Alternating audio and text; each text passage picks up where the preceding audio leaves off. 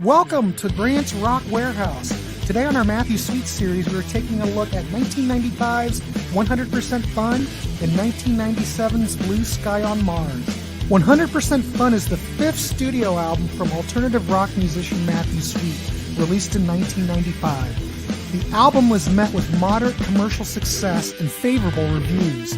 The single Sick of Myself reached number 2 on the Billboard Modern Rock chart and appeared on the top 100 pop song charts of the day. Critic David Brown of Entertainment Weekly, who included 100% Fun on his year's best of list, wrote, "Makes you feel as if a good pop hook can solve any crisis." Another tidbit to this record, the title of the album was derived from Kurt Cobain's 1994 suicide note. Blue Sky on Mars from 1997 was the sixth album for Matthew Sweet. The cover of the album features an image by Viking 1, the first spacecraft to ever land on Mars. The text on the cover was done by fantastic artist Roger Dean, best known for his work on album covers for such bands as Yes. The album's title comes from the tour in the film Total Recall. The album was met with, a little commercial success, but favorable reviews. Critic Jim Farber of Entertainment Weekly gave the album a B, writing that it matched his usual sugary melodies to denser production, hinting at everything from the Beach Boys to 80s new wave. He also added that Sweet's power pop still has the knack. So before we get started, let's see what else is happening on the channel. Yesterday, Brett Peters, Ryan Gavalier, and John Clauser looked at the 3 Off of the Soundboard releases from Kiss. Which ones do we like? Check this episode out on YouTube. It was a blast. Marco from the Contrarians and Brett Peters also looked at Kiss bootlegs. Marco has quite the collection that left Brett and I in awe. It's been quite a week of Kiss here on the Warehouse, so be sure to check it out. Todd Evans and I will be looking at the acclaimed Georgia band Guadalcanal Diary. We will be having a general discussion and look at their 4 Elektra releases. Guadalcanal Diary doesn't get much love these days, but we will be giving plenty of love to this great band this week. Ryan Gavalier also returned for our ongoing Cheap Trick series. We will be looking at 1980's All Shook Up and 1982's One on One. The first 4 studio albums were all no-brainers, but we are up to that point now where things are going to start to get interesting, so stay tuned. Please like, subscribe, ring that bell. You know the thing. Let's get to our latest in the Matthew Sweet series. Todd Evans. Hey. Welcome to the show. How are you? Good. How are you doing? You guys know Todd. He's on the Contrarians. He's on Ryan's Vinyl Destination, Peter Kerr's channel. He's, like I said, everyone knows Todd. And this is our ongoing series of Matthew Sweet. So tonight we're looking at 100% Fun and Blue Sky on Mars. 100% Fun came out in 1995 and then Blue Sky on Mars in 1997. And like I've said before, Todd and I are big Matthew Sweet fans. And this whole series is about giving Matthew Sweet some love. So that's what we're doing. So Absolutely.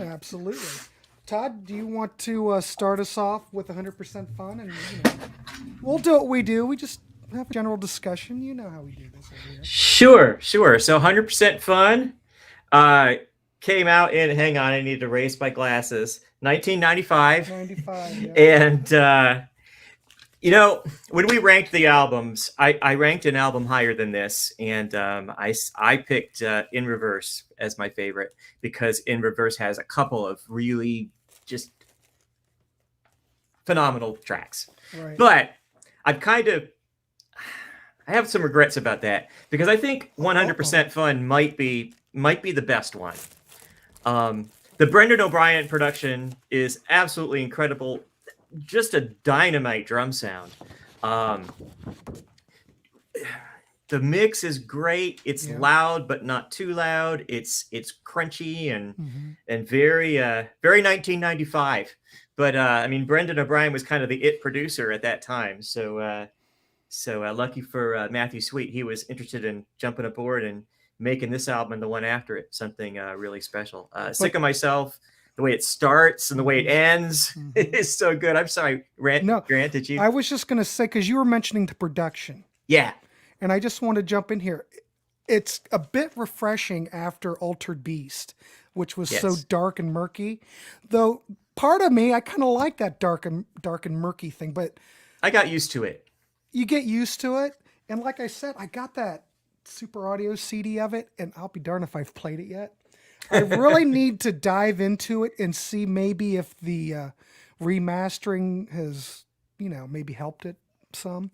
But this, I think, just sounds great, just as it is. Yeah. Yeah, I do But too. anyway, go ahead. Sorry. No, I was just gonna move on to track two, Not When I Need It. When I heard this, I thought, okay, Matthew Sweet is moving into a new territory of some really really exceptionally good arrangements. Not that he didn't have that before, Mhm. but I feel like Not When I Need It is when it really steps up, and that acapella, that layered vocals at the end is something really special. We're the Same, great pop song. Giving It Back, same thing. I mean, you've got 1, 2, 3, 4 really strong tracks there, and then Everything Changes, which is the first ballad on the album. It's kind of a ballad. Yeah. What a it's great ballad. vocal performance, and man, his he's really getting up near the top of his range, and just a really inspired performance. Lost My Mind is trippy and fun, and uh, Come to Love is another song that it's really funny. Whenever I think of whenever I hear Come to Love, I always forget that that's what it is, because I think maybe he says Come to Love in it only once, or maybe not at all. But Walk Out is a fun track. It's kind of laid back, but I almost forgot. Man, Oh my God. there are 3 tracks on this album that I think are really just, there are 3 that stand above the rest, and that's saying a lot. Not When I Need It is one, and I Almost Forgot is the other. Uh, really stripped down and sparse arrangement. Just Matthew's voice front and center. It's just great. And one of the things that's so great about this album is all the songs are short. The album's kind of short, but it's perfect for the kind of music that it is. Nothing's longer than it needs to be. Super Baby and Get Older, we crank it up again to more typical, faster power pop. But Smog Moon is another. That's the third really exceptional song for me, and I just don't even know how to describe it. It's so good. I actually the album that we're going to talk about next, to me, has an even better closing track. But between the two of them, they're both really Smog Moon, really though, great. you might have to trigger my memory, but doesn't this have to do with maybe a cartoon or an anime that he? You know what? I'm not really sure. Because he has that line, "Cartoon trees cannot conceal it." If Yeah. you look at the lyrics of it, the lyrics of this song are just great. Yeah, I never really investigated what they might mean. I just knew that I liked the way the words sound. If I think back, I think he mentioned something about it, something to do with anime or some cartoon that he wrote the song to. I'm pretty sure, but someone in the comments, whoever watches this, make a comment if I could be totally wrong. But when this album came out, and the one after it, I always think of him as kind of a Blue Sky and Mars. I always think of him as kind of a pair. I have never got tired of these. I've only liked them more and more as the years went on. I never get tired of the way they sound. I never get tired of the songs and the arrangements, and I just can't say enough about this album. Are we rating these today? Because We will. okay. Marco, you're talking about Blue Sky on Mars. All Music only gave it 2 stars. Oh yeah, well This is a 5. Well, okay, I could rate this. It's not up to Matthew Sweet Girlfriend level for me, but oh boy, Todd, this is darn close. yeah, and I think you're going to disagree with me. I think I like this a little better than Girlfriend, because I feel like it just kind of chugs along, and it kind of just goes bam bam bam bam bam, whereas Girlfriend, towards about 3/4 of the way through, kind of gets a little uneven to me, and I don't hear that at all. I mean, I hear it. Just a little bit. I mean, it doesn't have the perfect sequencing that I think that this one does. And I mean, that's really nitpicking because but Girlfriend's a 10 out of 10 record. So, but Todd, like we talked about it before, Girlfriend, I think the sequencing of it's fine. You get to those tracks that they added on at the end, then it kind of throws it off. Yeah, that's true. Think. Those weren't intended to be there. So if Girlfriend was a shorter album, it would probably be just the sequencing would be just as great. Yeah, if you listen like the original vinyl of it, which is probably would cost an arm and a leg. Yeah, but not to give too much away from when we start talking about later Matthew Sweet albums, why he can't do the kind of vocal harmonies where he harmonizes with himself, like are on this. Why he can't do that now, I'm really not sure. I don't know what happened. Yeah, I'm really not sure what that's all about. Well, when we get to those records, we will talk about analyze that. This is the I love Altered Beast. That's my second favorite. I think it's brilliant. But it's almost like I think this album picks up where Girlfriend left off, because there's so much on here about relationships. And when Matthew Sweet writes about relationships and despair, and I don't know, I love it when he does that. And he's so good at it. And his ballads are so top notch that, but Sick of Myself, great opener, about a guy who's crazy for a girl, that he's made himself sick, but he thinks the world is ugly, but this girl is so beautiful in this ugly world. I just love the whole, call me a romantic, but I like it. You know what I mean? Yeah. Not when I needed, oh my God, that song's great. Could have been on Girlfriend, I think. And I did make a note, just because, I want to review and I popping up graphics. I can't keep track what I'm doing. I wrote Matthew's relationship songs are killer. And like you were mentioning, the songs that begin side one, I'm not exactly sure what side one. Oh, it doesn't. Yeah, Lost My Mind's the ending track on side one. Come to Love starts side two. But I think side one is just like a perfect side. You were right as far as the sequencing goes and everything. Giving It Back's like a Girlfriend type of rocker. Could have been on there too. Mm-hmm. I mean, if you would have taken it and given it that production, like, the Girlfriend production. I mean, Brendan O'Brien's fine, but it doesn't quite. It's like they're both good. It's good. like you think, oh, this doesn't sound like Girlfriend. Girlfriend sounds really good, but then this also sounds good in a different way. You mentioned Everything Changes. The keys on here are nice slow track, wonderful, and then Lost My Mind closes the track, and it's almost psychedelic. Yeah, kind of trippy. It's kind of trippy. It harks back to the '60s, that's for sure. And it's kind of weird that would end side two, but it doesn't bother me. I love the track. Come to Love is catchy, great chorus. I mean, I like the whole. See, we're doing album reviews on which the albums we like. Right. Album reviews don't get fun until you have something to pick about. Yeah. And I can't pick on this record, but I don't have anything bad to say about it. I like to talk about it anyway. Walk Out acoustic. Did you notice that? Did you hear this when it started out? We're talking 95, so I almost thought it was very Cure-like. It almost could have been a Cure song, but then all of a sudden it morphs into something else. Yeah, it sounds like one of those kind of stripped down Cure songs that they do occasionally. But it's very dark. You're gonna change when you walk. What will the future bring? It's all about. I'm assuming someone's leaving somebody, and it could have fit on Girlfriend perfectly. Yep.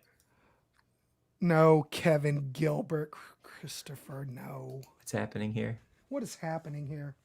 I almost forgot which I. Oh, you know what? I'd have to, with Chris Christopher's comment, I'd have to really check that out. He says Everything Changes is very Kevin Gilbert. I'll have to.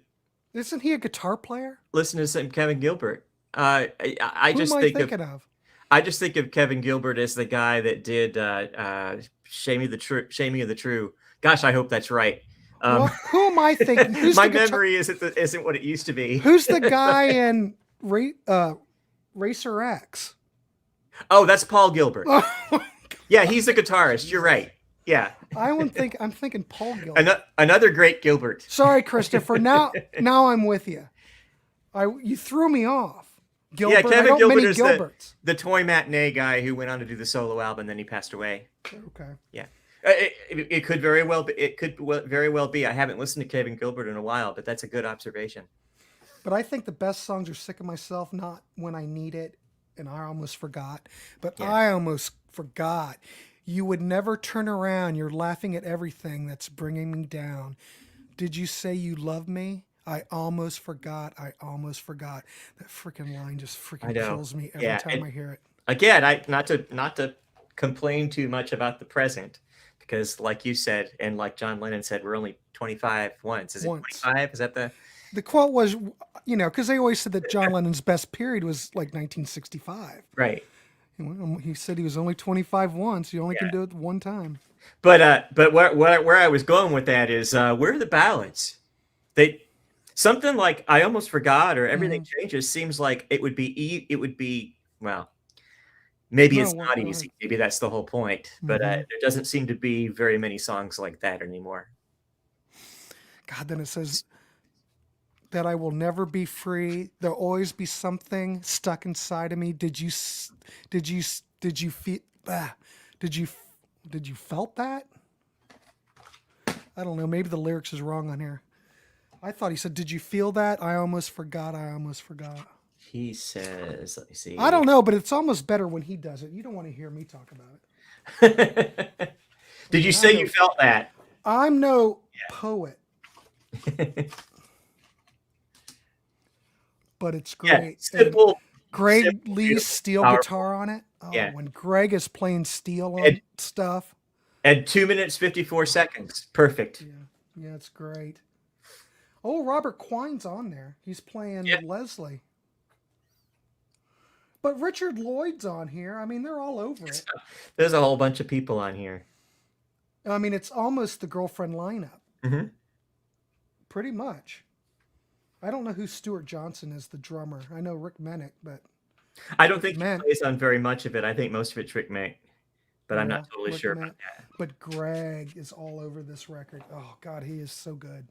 Anyway, Almost Forgot is one of my favorite songs. Super Baby, nice noisy transition. A bit grungy, because we are in 1995. Yeah, Brendan O'Brien would know how to make that sound. So Get Older has nice 12-string guitar, very catchy chorus. Wonderful track. Smog Moon, nice slow track, like you said. Catchy chorus, great ending track. And it just kills me. Cartoon trees cannot conceal it. The whole lyrics on this song are just great. His voice during the chorus is just what a great vocal performance. Really great. I mean, I would give this a 4.5 star because Girlfriend is 5-star to me.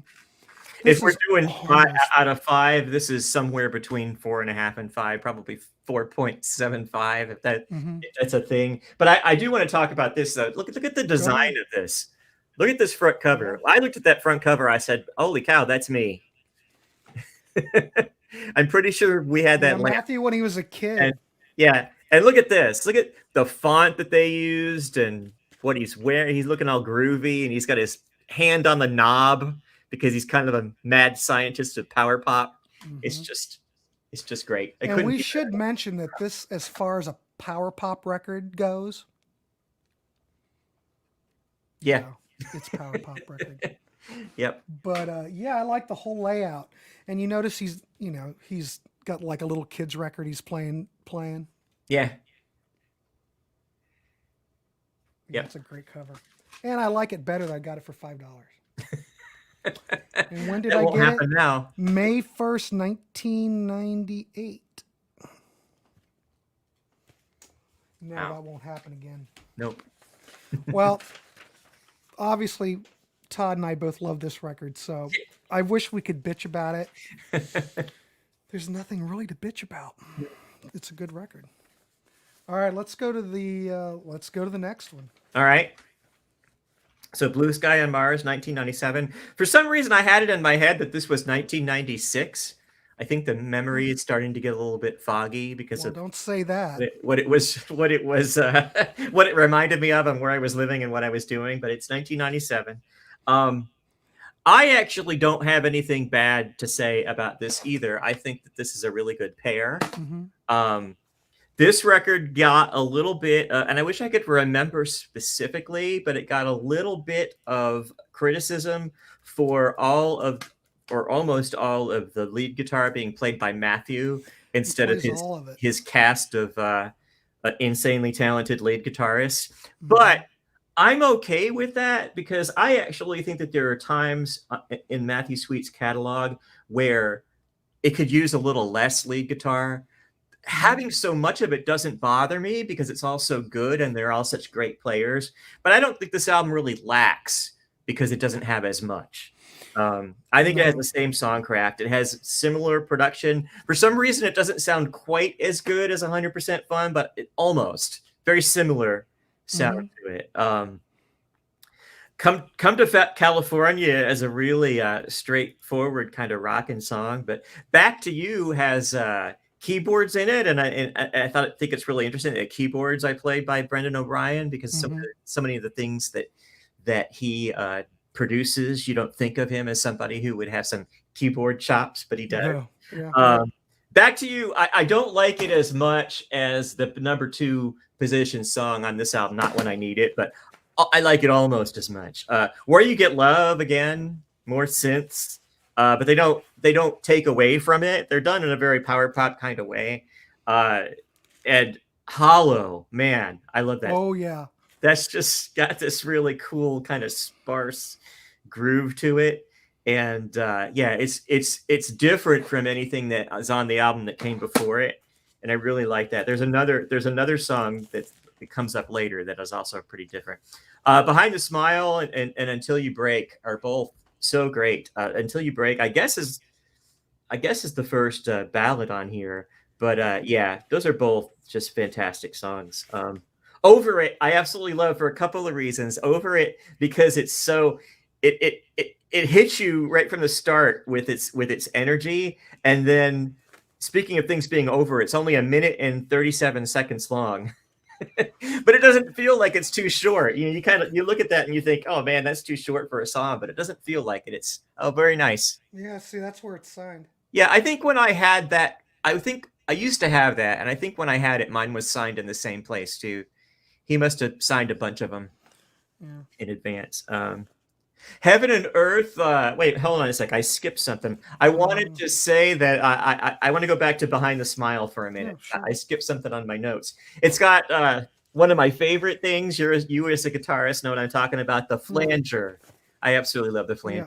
So anytime I hear the flanger, I get all excited. So I put that in my notes. Flanger, which I just think is great. And I think that's what this is. I think this is a flanger, an old flanger. Okay, yeah, that would make sense. Yeah, because he certainly likes to use it. Yeah, it says sweep. And one thing that I forgot to mention about Over It, the 1 minute and 37 second power pop masterpiece, is that it has a synth solo in it, which I think is really cool. You would think that maybe with all the guitars on these albums that a synth solo would seem out of place, but it really doesn't.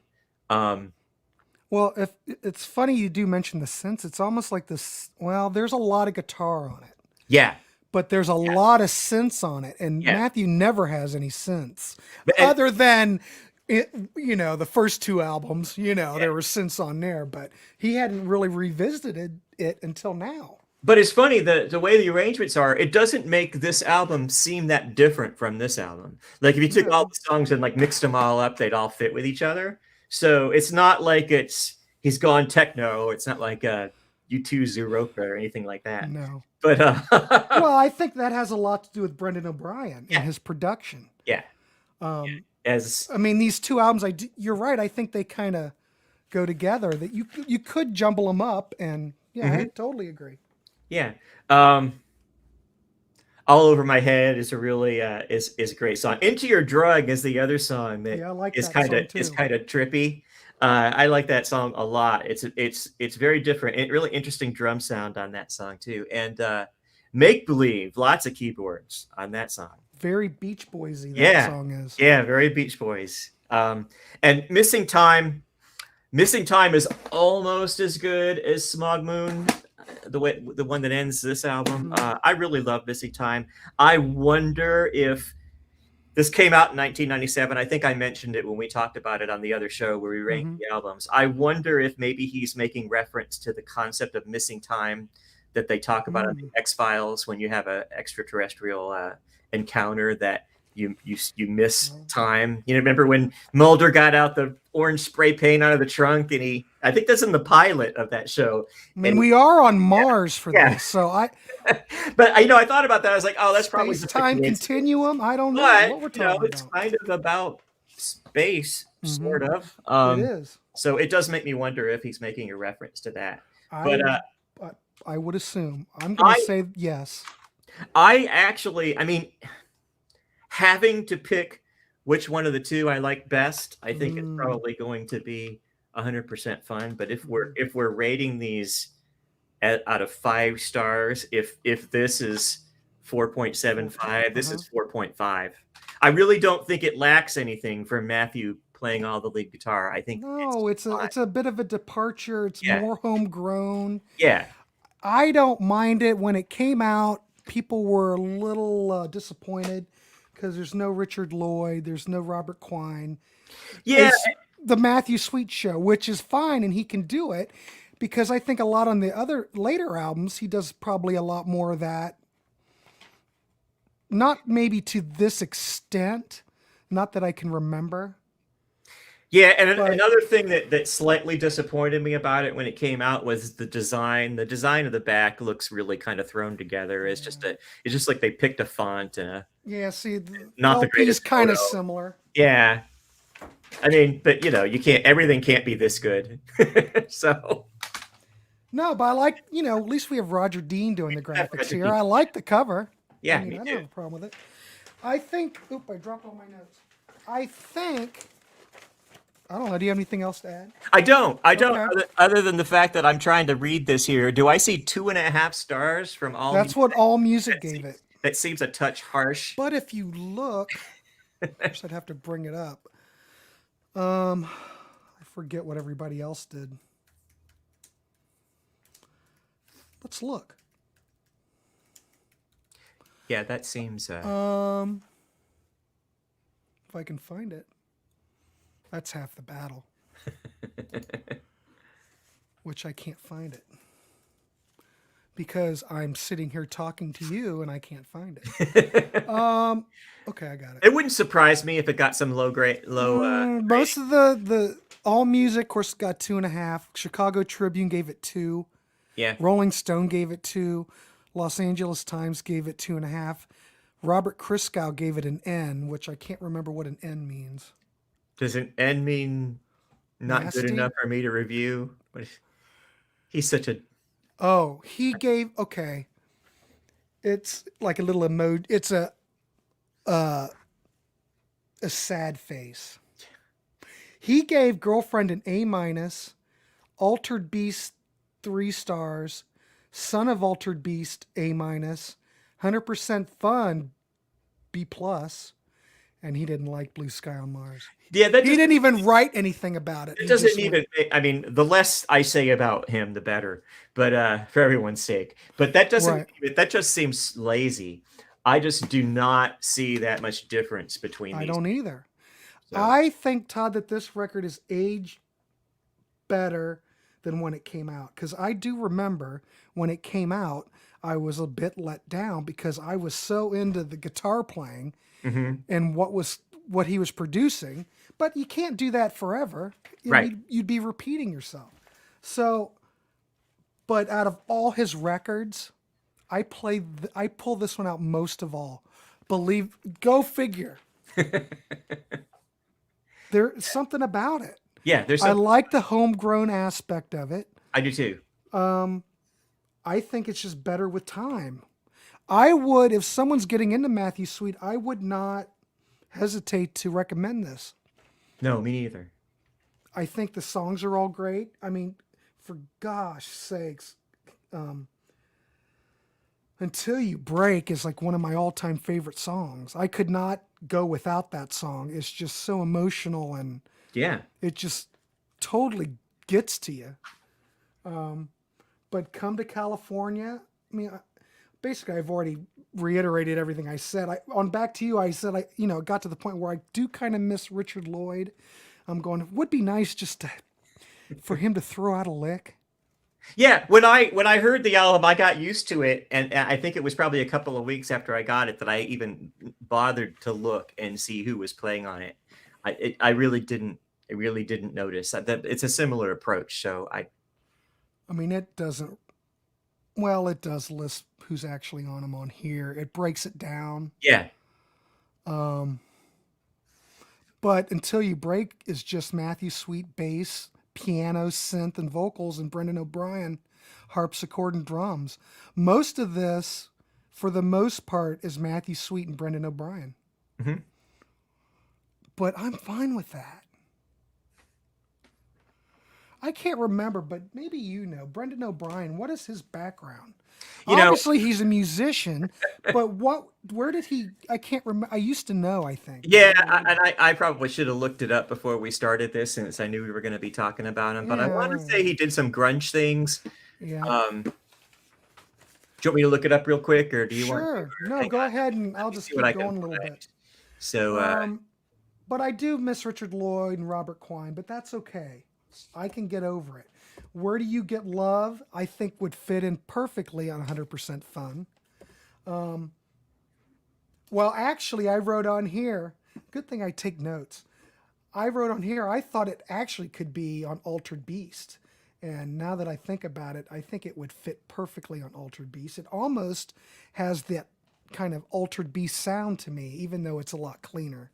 yeah. But I'm probably, really pull. Okay. I mean. So Brendan O'Brien, he's been a producer, an engineer, and a mixer. Was active from 1988 until 2018. So basically, still active. The most recent thing he produced was AC/DC Power Up. He produced Chris Cornell's solo album, which I assume is his last solo album, 2018. Produced Springsteen, Devils and Dust, Audio Slave. He was the mixer for Out of Exile. He produced Pearl Jam. Where is it? Yeah. Hang on. He did Pearl. Find it. He produced No Code. He produced Michael Penn's album Resigned. He produced Rage Against the Machine, Evil Empire, Stone Temple Pilots, Tiny Music, Songs from the Vatican Gift Shop. So yeah, he was Neil Young, Mirrorball. Purple by Stone Temple Pilots. He was the man. See, he was that whole grunge guy. Yeah. But you have to admit, all those albums that he produced were, Michael Penn wasn't successful, but Stone Temple Pilots, all those records were Jam, Vitology. Yeah. It makes me wonder if the reason that this album is the way it is because Matthew Sweet wanted to work with him again. And he said, I've only got a little time. So let's see what we can throw together without having to make a whole bunch of calls. And I don't think they spent very much time on. They just like in 2 weeks cranked it out. I think. So that makes me wonder if maybe that's why it's got less of a cast than this album does. But yeah, Zeb was wanting to know if we were live or pre-recorded. Well, we were just gonna pre-record this, Zeb, but then I thought, no, what the hell? Just go live. It's the same thing. I don't have to do any edits. Hi, Zeb. Yeah. Zeb, how are you? Christopher, how you doing, by the way? But you mentioned something about you wouldn't hesitate to recommend this to somebody. No. I love it. I would not hesitate to recommend anything from Girlfriend to Kimigasuki, including Time Capsule, the compilation, and the 2 extra songs on that. Yeah. I think all of that, that's peak. And live is more fun, Zeb. Yep. But yes, I totally agree with that. Yeah. And if I had to narrow it down anymore, I would say between Girlfriend and this. Even though I love In Reverse, but but I would even recommend that comp. If Oh someone yeah, were, I mean, it's a decent, and it's that's a got very two good extra compilation, tracks on there, and they're good. and they're good. Yeah. Um, what was I going to say? Behind the Smile, the way he starts off on that, haven't been a good friend. I kept thinking of the Good Friend demo. Yeah. I said, are we harking back in time to Girlfriend to some degree? I don't know. Maybe this was a leftover track. I don't think there's a bootleg out there of Girlfriend demos. I don't have it. Yeah. I've only got the Altered Beast demos. It's a 2 CD set. Hmm. I'd like to get that. There are Earth demos too.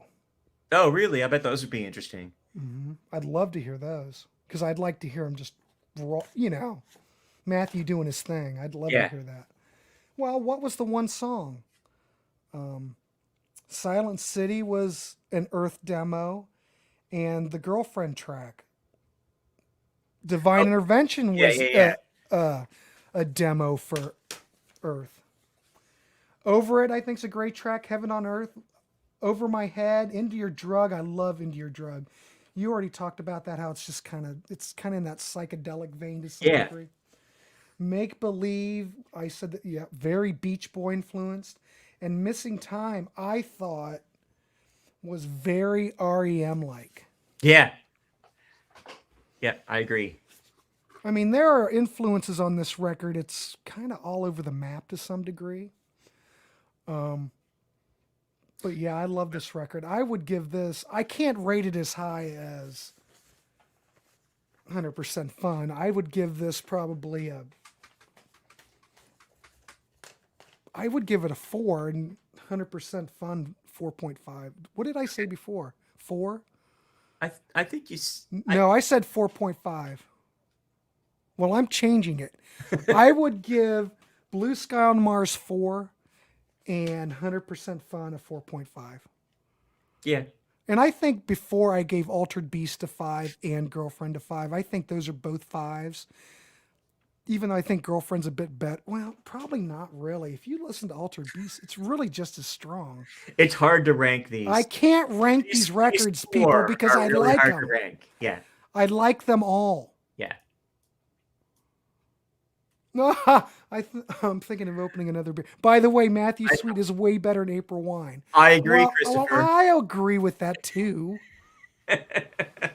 Come on. You're right. You're 100% right. Missing Time is another great tune of that Matthew Sweet album. Yes, it is. And Zeb knows nothing, absolutely nothing.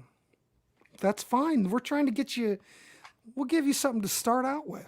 Man, if you don't mind CDs instead of records, Matthew Sweet, look at your used record stores, look at your thrift stores, look at your antique shops, and But Zeb, I forget where you are though. I don't think he's in the States. oh, okay. I can't remember. He might be like in Europe, but we have a lot of European fans, Todd. I don't know why. Good. I know, I like it. Oh, here we go. Oh, Christopher okay. Grant, give me one song each to check out. From each of these two albums. These two records are just Matthew Sweet in general. Oh, okay. These- Me one song and Grant one song. Zeb's in Norway. Okay. Okay. Man, you got a lot of good music up there.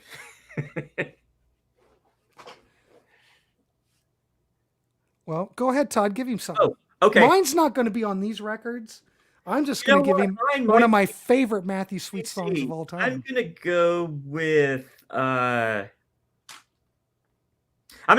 What I Needed from this album right here, 100% Fun. And I'm going to go with Evangeline Oh, off yeah. a Girlfriend. Or Winona. But no, I think Evangeline is much more of a solid representation, I would say. Yeah, those two will give you a real good idea. That'll give you what Todd gave you and what I gave you. And I don't know about, well, Christopher likes Missing Time. He might go with that. I don't know. Yeah, that's a good choice. But Zeb, I don't know if Matthew Sweet even made any kind of impact over there. You know, I don't know. Or in Sweden. I really have no idea. You know? I'm pretty sure you can stream everything. Yeah. I haven't checked that, but I'm pretty sure you can. Yeah, I would assume. but licensing could be different for different countries. But what do I know, Todd? I'm just some guy. So this is going to be a quick episode because we really have nothing to complain about. Well, yeah, and we cut when we ranked the albums, these ranked high, so we both talked about them a lot. So yeah, you guys also could check our ranking video of the albums. that'll give you a real good idea of the arc of his career and when he peaked and there you go, Zach. Cue when him he up. started to drop a little bit. Let us know what you think. Hopefully, we can turn some people onto this. Yeah, put it down in the comments. Yeah, put it in the comments. Alice Coltrane. Okay. That's yeah. Put it in the comments and let us know what you find out. So Todd, this is going to be a quick episode. Yeah, I think so. That's fine. Get in, get out. Yeah. What's anything on Rush fans coming up that you know about? Yeah, there's going to be we're going to record it on Monday and it'll probably come out, I don't know, later in that week or possibly the beginning of next week. We're in the middle of talking about the Rush album, Power Windows song by song. And so we're going to do Marathon next week, which, spoiler alert, is my favorite Rush song. So looking forward to that. And really, that's your favorite Rush song? I don't think I knew that. Yeah. Oh, absolutely. And then over there, also at Rush Fans, the current deep dive is Hemispheres. And then later on next month is going to be A Farewell to Kings. So that's going to be a lot of fun. I'm going to be on the Farewell to Kings episode, and I'm really looking forward to that. And I signed up for some, but now I can't remember what I signed up for. Yeah, I saw your name on there, so there weren't any dates down, so I don't know. They put the dates on when it gets closer. Yeah. So you have to kind of go back and check. And you want me to talk about other things? Go ahead. I'm real excited about the U2 series that we're doing on Ryan's Vinyl Destination. That's been a lot of fun. I feel kind of bad about last night because I felt like I was too negative, Todd. No comment. Well, I was all hip to the other two records. Yeah. I don't know. Yeah. No, I get it. I feel bad, but I'm trying to be truthful. You don't have to feel bad. I know, but it was. I'm gonna gush about an album on the next episode. So. Oh. I won't say any more than that, but I really enjoy that series. A lot of really good insight as to what U2 is a very emotional band, and a lot of really good insight on the part of the cast who appears on that show and what those albums and some of those songs mean to them. And some anybody should check out last night's episode. Was it last night? Yeah, last night. I can't keep track of stuff, Todd. Which is Pop and All You Can't Leave Behind. And the episode before that was really good too, with Octoon Baby and Zooropa. So yeah, that was a great episode. All four of those albums are all different from each other. So, but check those out on Ryan's Vinyl Destination, because we live stream that, and they're up there. But yeah. I would recommend watching the one from last night. They've all been entertaining. Yeah. Because, well, as you know, you don't know what U2, during this whole period, you didn't know what to expect from U2. They were all over the place. Yeah. It's amazing. So I know you talked about some upcoming things on your channel at the beginning. Do you have anything else you want to talk about? Well, the Guadalcanal Diary show, we've moved to August, but I'm promoting it now. That should be good. But yeah, it was going to come out yesterday, but we couldn't get it together, kids. I'm going to listen to that catalog again, but most of that's going to be pretty much off the cuff. I've spent most of my adult life listening to Guadalcanal Diary, so Zeb's probably going to go, who? Who? Who? That would be, I would expect. I did have another idea, because when you mentioned Michael Penn, I don't know what your thoughts are on Michael Penn, but I love Michael Penn. I'm not real familiar with Michael Oh my Penn. God. That first Michael Penn album. Just songs that are on the radio, that were on the radio. And You need to check I it lived out. in California back then, so he was on the radio in Los Angeles a lot. He was very popular in LA. Oh, it's some great stuff. Doesn't get any love. You find it in the discount bins all the time. Yeah. But if you find it for $1, which you will, no, seriously, if you can get it for a couple bucks, get it. You will not. All his records are great. And I really enjoyed the They Might Be Giants retrospective that we did with Bicycle Legs on your channel. Oh, that was a blast. That was fun. That was just only a week ago or something like that. Mm-hmm. Yeah, that was really good. And that was good. And we also did the show with Marco and Martin on the Contrarians about the Doors. Yeah. Which was basically Contrarians episode on steroids, where we had 4 people. We won't reveal again which album I chose because I think it should be. We're not going to talk about it, but you have to tune in. And I don't know when Marco's going to put that up, but I wish he would put it up because, of course, the longer you wait, the more I keep pumping it. I keep promoting it. Right. But that was a great episode. And, I didn't know what to expect with that episode. I just had an instinct that I think this will be great. And the Contrarians episode that we recorded earlier this week about we did one that was about our 3 favorite albums of 2022 so far. Mm-hmm. That was really interesting because it was a really diverse cast, and so you got all kinds of stuff from doom metal to all the whole gamut. So I missed that one. It was a lot of fun. So I'm not sure when that's going to come out. Probably relatively soon. But we did do that Rush episode on the Contrarians. I hosted. Yeah, that was a good episode. That was great. But there's so much in the pipeline on the Contrarians. I mean, go to that channel and subscribe. Definitely. I'm trying to think if there's anything else. And join the Patreon and contribute. Pop up on the screen with Grant and I and the whole crew. That's right. What else can I promote since we got a couple minutes? In August 4th, I'm starting the series. This is Power Pop. And we're going to start out with the first Raspberries album. So the whole scope of this whole thing is just for me, too, to learn about these records, even though I know the Raspberries. But I figure if we're starting with the first episode, why don't we start with one of the founding fathers of Power Pop? So I figured go with the Raspberries. It's classic, great stuff. But, I'll just throw out albums to whoever wants to do it, like once a month. And I'll say, okay, this is our next album we're going to look at. Hopefully no one's heard it. And we can all learn together. That's my whole goal with it. Because there's so many Power Pop bands. And there are so many that I've never heard. I mean, I don't want to go too obscure. You might not be able to find it. But the Plimsolls, you can find that. Oh, that's easy to find. Yeah, and I thought, what was I thinking about for the next month? Big Star or something? No. I know we've had requests to do Big Star. There's a whole bunch of Power Pop classics that I've never heard or never really explored. Mm-hmm. So I'm looking forward to that. But we also did... Oh, we do have a ABC show coming up on the 11th. Oh, boy. Do you want to talk about the ABC show, or you want to leave that a little bit of a mystery? No, we're just going to be looking at ABC.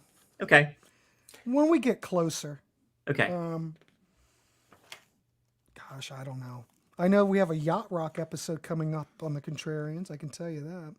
Oh, on Peter Kerr's channel, we're doing the class of 1992 favorite albums. Yeah, and I thought, okay, I'll do that. I'm sure I can come up with a couple albums from 1992. And then I looked up all the stuff that was released in 1992, and I have this big, long list. And so... Well, I was having trouble narrowing... I had to cut albums.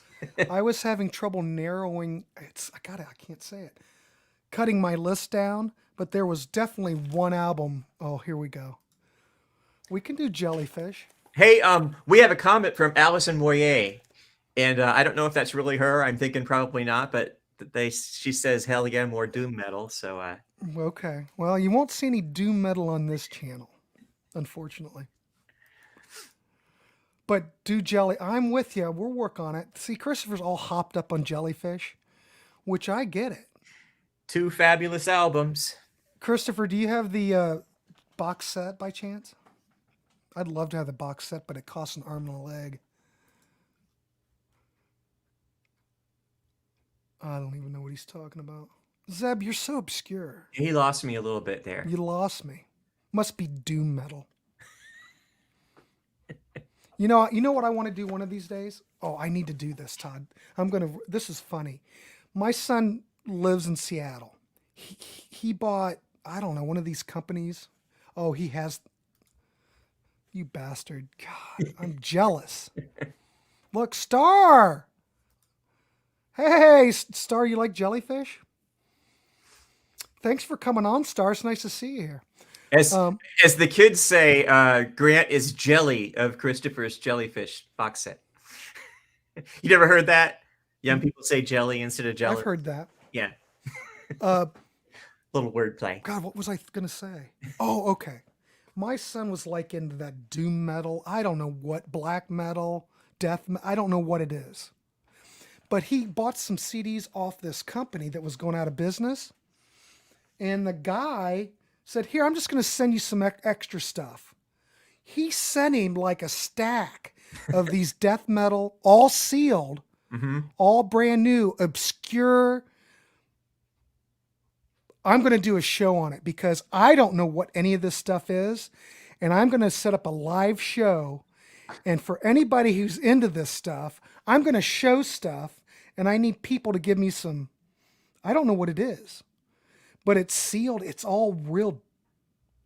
I'd like to see some of that. I use just about any opportunity. Todd, you could come on. You and I could just do it, and we'll just answer questions and shoot the shit. But you'd have to see the set, and it's all up in the attic because I don't know what to do with it. A lot of these. Okay. Oh, he gave you? Well, he didn't take them with him. I've got all of his CDs. Okay. I figure eventually he'll. Use them. Oh, Star, I've got Imperial Drag. Do you remember the band? Yeah, I've got that. Roger Manning. Great record. So that's what we'll do. I'm going to do, I don't know what it is. I'll have to do some searching. But if you go on Discogs and you look for some of these titles, you're not allowed to sell them on Discogs. Why? I don't know. They're grayed out. Oh, wow. I wonder what that means. I don't know what that means. Because I was thinking, well, hell, they're sealed. Maybe I could throw them up there.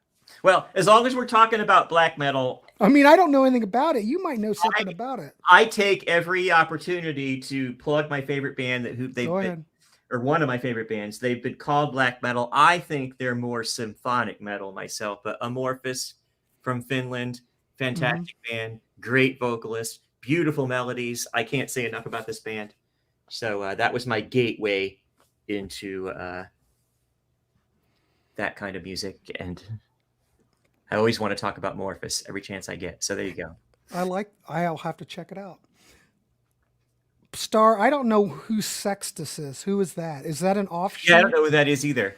Somebody that was in Jellyfish or something?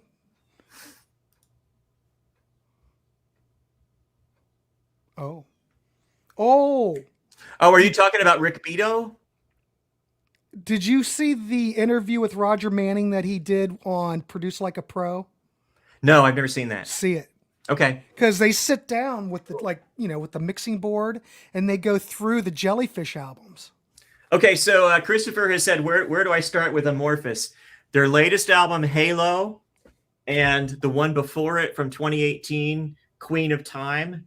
Amorphous basically has made 7 great albums in a row, and each one is a little better than the one before it. But this one from 2018 might be the peak. Oh, look at that cover.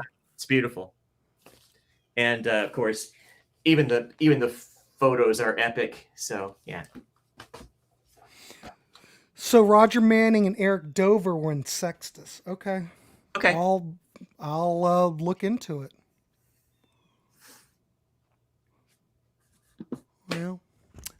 Well, Todd, I guess we could wrap this up. Yeah. Oh, but we'll wrap it up and then stay on and then we'll get our next date. Okay. So anyway, on behalf of Todd Evans and myself, I wish everyone a good night.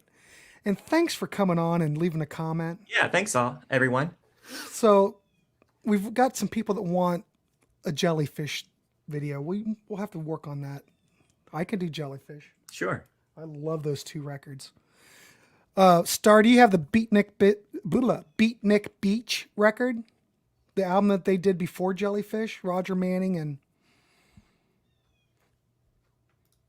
Oh, it was nice seeing you, Star, even though I don't see it. But thanks for coming on. I love it. Oh, for now, Evangeline sounds better than not when I need it. Okay, very ready. Okay, so Zeb likes the heavier stuff. Yeah, that's fine. There's a lot more heavier stuff out there too. Ton. So, cool. At least you like it. Check out some more stuff. Yeah. Star. Well, I appreciate everyone coming on because, like I said, this was an impromptu go live. Todd, I just said, Todd, I've got all the graphics ready. Let's just do it. It's more fun to do it live anyway. Oh, you've been trying to find a copy of it? Well, I got a couple minutes. Let me tell you this. Back in the day when that came out, it basically went straight to the cutout bins. But now you can go on Discogs and you can find it, the CD copy. Actually, I think I've got the vinyl and I've got a vinyl copy over here. But you can find the CD fairly cheap. But when it went out of print, it was around the same time that Jellyfish was taking off. And people were trying to find it. And the prices on eBay were going for like $70, $69. I just remember those numbers. And I remember finding one that was still sealed. You remember the store Media Play? I love Media Play. They used to have great selection. Media Play started out huge, and then it got smaller and smaller and smaller. They moved all the inventory up to the front to the point where it was only half full. And then the Media Play near my house, they actually literally tore it down. It was the saddest thing ever. Oh man. But I love Media Play, but I found one in Media Play. You know, it might have been sure JK rubbing it. But I'm just saying I found one for, I don't know, it might have been $12.99. You know, it was still brand new, it wasn't a cutout. So I bought it and I thought, well, do I want to keep it? And I went, gosh, it's going for so much money. So I bought it for $12 and I sold it for like $70.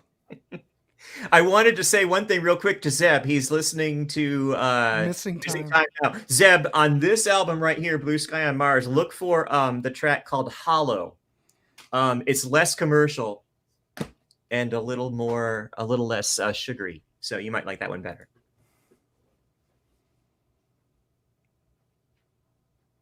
I don't know what you're talking about, Zeb. I'm not very smart.